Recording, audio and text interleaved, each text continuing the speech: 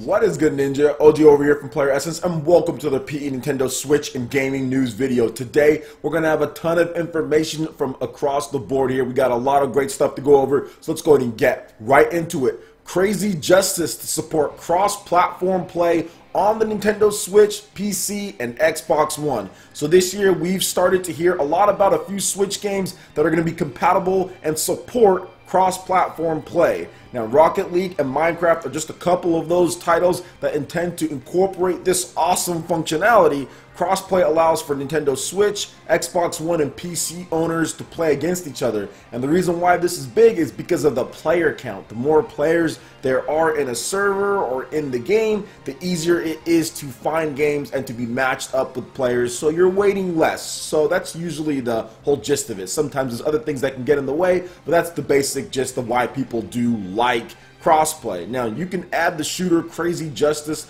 to the lineup of games that will be integrating cross-play. Black Riddle Studios shared the news via Twitter with a brief video which showed off the functionality that you're going to be able to do with Crazy Justice. So they showed off the Nintendo Switch, then you have the PC and Xbox One, and they're just adding all of that together. And it says on Twitter, "We are happy to announce the cross-network play for hashtag Crazy Justice between Nintendo Switch, PC, Xbox One," and they also say indie dev, game dev, Unreal Engine 4, and indie game. This game is being built with Unreal Engine 4. They have a Figure campaign going on right now to where you can go and pledge support. It's actually pretty cheap. I think the cheapest package is like $15 for the game. And I think the game is going to retail for like 20 something, maybe $30, something like that. And the Fig campaign will be funded. They've got a few more days left or a few more weeks left, and they're over 70%. They're looking for $30,000. They've got like 20 something, 22, 23,000. So I'm pretty sure that it's going to reach that funding goal. It looks like a pretty cool game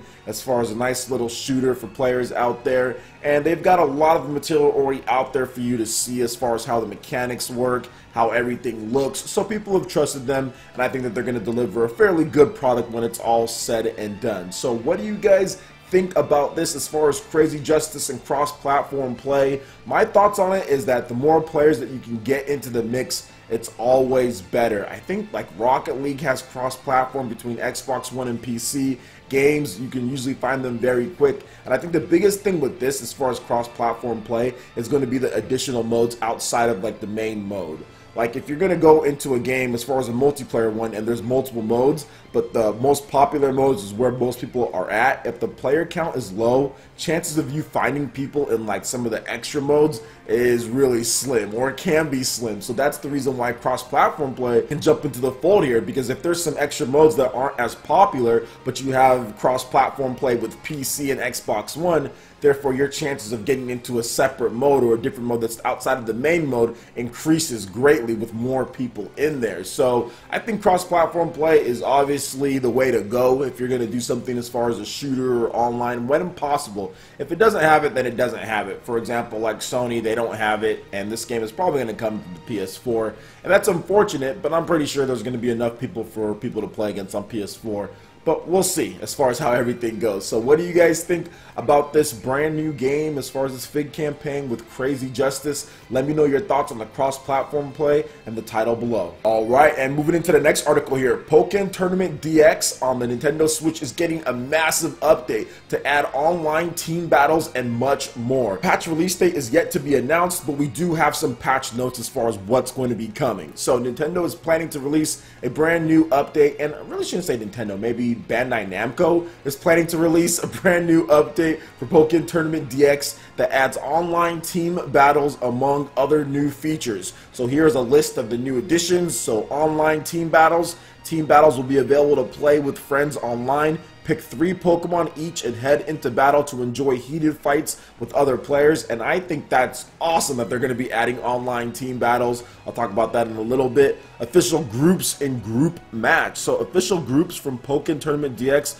will be open to the group match online battle mode. Coming soon after the update, there will be official group matches where players can battle to receive new special titles, record Pokemon moments, and practice modes free training. A new function to record Pokemon movements and battle will be added. You'll be able to control the opposing Pokemon and record its movements so you can play them back when you're training to help improve your skills, enhanced experience. Several other adjustments are in development which will help improve the gameplay. Nintendo said it will release more information about the update on Pokken Tournament DX's official website later. Pokken Tournament DX is available for the Nintendo Switch right at this point. So I think with the enhanced experience, that means balance update. There's some pretty weird stuff going on right now in Pokken Tournament DX, especially with the grab ranges. Pokemon are grabbing each other from way too far away. It just seems like the hitboxes on certain things are just off based on what I've seen. I think Decidueye definitely is going to get a nerf across the board. He's a bit powerful right now, and yeah, so I'm thinking he's going to get a nerf. There's some other things that they need to fix up too, so that's what you can expect with enhanced experience. You have to remember that this is from the Tekken creators, so they know, they listen to the feedback out there as far as the players, who's doing really well. They probably watch a lot of the competitive play, and they want to make sure that they have a balanced game, just like they're doing with Tekken 7. So I'm pretty sure that they're going to nerf some things here and there, and they did the same thing with Pokken Tournament on the Wii U. I know that they did some updates here and there, but it was just so late in the life of the Wii U. I'm not sure they did as much as they wanted to do, and I think Pokken Tournament DX is really what they wanted to do in terms of all the features. Look at the stuff, 3-on-3 online matches. We got some group play that you can go into there. There's some replay features for training. Like, there's a lot of cool stuff that's in Pokken Tournament DX. I think it's a great game. I just haven't had as much time to play the game that I want to, but I definitely want to get back into it because I was really big into Pokken on the Wii U. And I think that's the one thing with the Nintendo Switch. There are so many games coming out in so like few amounts of time. Like, we have multiple games, for example, Dragon Ball Xenoverse 2, Pokken Tournament. Those came out like on the same day or something like that. Then there's like a bunch of other games like Golf Story and Stardew Valley, whereas with the Wii U, the games were so sparingly like few and far in between. You had a lot more time to actually play the game they came out. So hopefully I can get back into it. Maybe this update as far as fixing some of the things, because some of this stuff put me off as far as the balance of the game. So maybe if it fixes that, I can get back into it. But for those who are playing Pokken Tournament DX, how are you loving the game? What do you feel about it? And as far as these enhancements and additions, are you excited about that? Let me know in the comment section below. Alright, and moving on to the last article here, we're ending off with my baby here, Xenoblade Chronicles 2. The official Xenoblade Chronicles Twitter account has detailed another rare blade. Not much as far as what we can see here, but just a short little video, just kind of showing you the depth that you're going to have when it comes to the different blades in Xenoblade Chronicles 2 for the Nintendo Switch. Let's get into October 13th's update here. Today, Monolith Soft introduced another rare blade called Uka, designed by Nakaba Higurashi and voiced by M.A.O. He has what seems to be two dragon-like foxes on her back, and that's pretty much all they said there as far as the rare blade goes, and it looks really cool. And once again, I think that they're just doing this in order to show you the variety that's in Xenoblade Chronicles 2. All the different types of blades, because unlike other games as far as like getting a new weapon or a rare blade, the blades in these games are actually like living beings that are out there on the battlefield with you. So to me, I feel that actually builds a little bit more of a connection to them, especially how they look. And seeing all the different blades here, it really reminds me of a Persona-ish type of style, but a little bit further than what Persona 5 did, at least, because those ones, they kind of just come out when you bring them out, but these ones are actually on the field there with you, and it's a little bit different from what I've seen here. I feel Monolith Soft is doing a fantastic job showing off just some of the cool ones, but not necessarily going over everything. They've only showed off just a few rare blades. I think they've shown off like 3 or 4, something like that, but either way, a lot of great stuff coming to Xenoblade Chronicles 2. Super excited about the game. December 1st is the launch date, and Nintendo's just kind of getting ready for that. Before that, obviously, we do have Fire Emblem Warriors coming out next Friday, Super Mario Odyssey coming out in 2 weeks, so that's going to be very interesting. So what do you guys think about this brand new rare blade, Uka, and how she looks, and the foxes on her back and everything? Let me know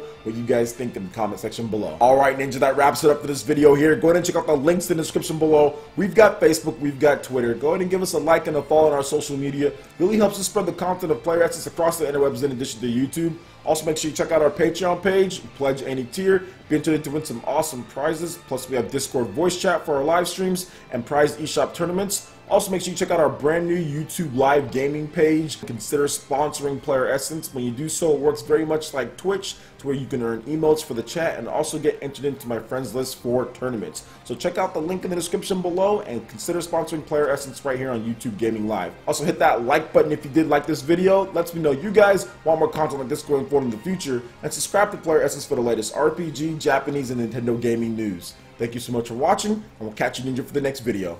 Peace.